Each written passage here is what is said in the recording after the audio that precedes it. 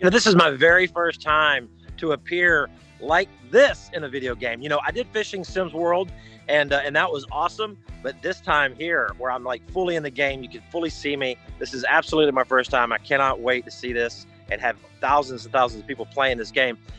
So I'm excited. This is gonna be really cool. We'll see. Have I ever had an opportunity to appear in a video game? No. It's probably something every kid dreams of at one time or another. I'm way past the kid stage, but it's pretty cool that my son and kids his age will get to interact and play me as a character. I just hope they treat me well. So have I appeared in a video game before? No, this is definitely my first experience being in a fishing game, and by far for me a dream come true. As any athlete or angler or as a kid growing up, that's a lot of people's dream, and for me to actually be on this fishing game is 100% dream come true.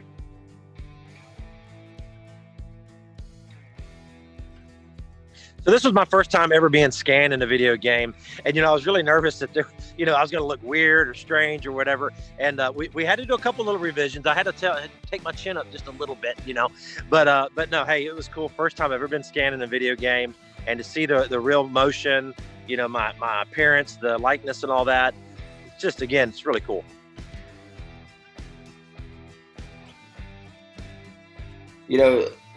Key secrets or tips to winning the Bassmaster Classic. I think the biggest tip I could give anyone, if future-wise they get there competing this year, however it is you've got to control what you can control and leave out all the other variables. That is the hardest part, I think, of any job. Is everyone that does a job wants to be in total control, but in fishing especially, you can only maintain what's at your grasp. You can't control nature, water. You can't even control the fish, your boat, your electronics.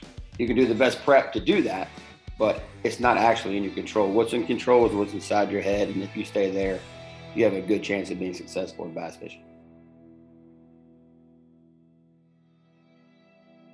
My Bassmaster Royale strategy would be get a fast start. Don't spend too much time running around. Getting a fast start with a confidence lure and bait, and getting your score up fast so you can get a fast start, stay ahead of the pack, and then try and stay ahead of them through the rest of the game. My Bassmaster Royale strategy would be, always go for the biggest and the most.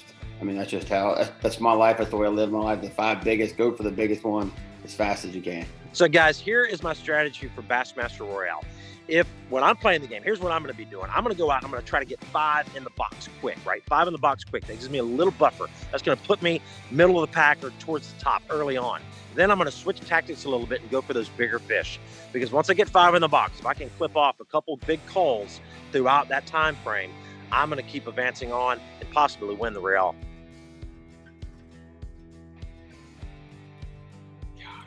Out of the favorite fishing venues of Bassmaster 22, probably it's a tie. It's Guntersville or St. Lawrence. It's a tie. I can't pick between the two. It's impossible. They both have special places. So all of the venues on the Bassmaster Fishing 2022 is pretty awesome. They've really picked a lot of great lakes thus far. But there's a couple that stand out for me. Lake Chickamauga in Tennessee is a special lake. I like the lake a lot because it has a little bit of everything. It has deep fish, shallow fish, river fish, ledge fish. It's kind of like whatever your strengths are, you can do at Chickamauga. That's probably one of my very favorite ones. Okay, out of the venues on the Bassmaster 2022, which one would be my favorite? It's definitely a 50-50 shot between Guntersville and Chickamauga, because I've had lots of great success on Guntersville. It's one of my favorite lakes, but I live on Chickamauga. So I'm actually going to go Guntersville just because of the success I've had there in real life. The best advice I can give a young bass angler today is be versatile, okay? And that's really one of the advantages of this game, because it allows you to really learn a lot about different techniques that you might not even have a chance to do wherever you live. You might not have deep rocky lakes or marshes or river lakes with grass, wherever you live. But you can fish on Guntersville and Chickamauga and all these lakes in this game and actually teach yourself a little bit about what's going on. But versatility is king, okay? Being the best at one particular technique only is not going to serve you well in these tournaments these days. You've got to know how to do it all. What advice would I give a young angler these days coming up? I would say for me, it is just enjoy the process. Just, keep the passion for fishing. A lot of when you're trying to get into this, into tournament fishing, it becomes a business, it becomes busy, it becomes stressful.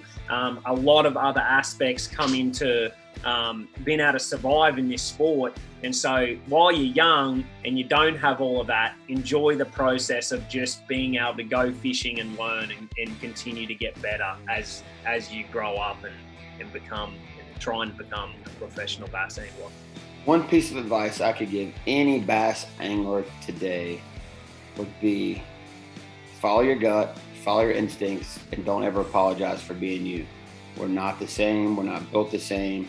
And basically, your dreams don't make people laugh, then they're not big enough.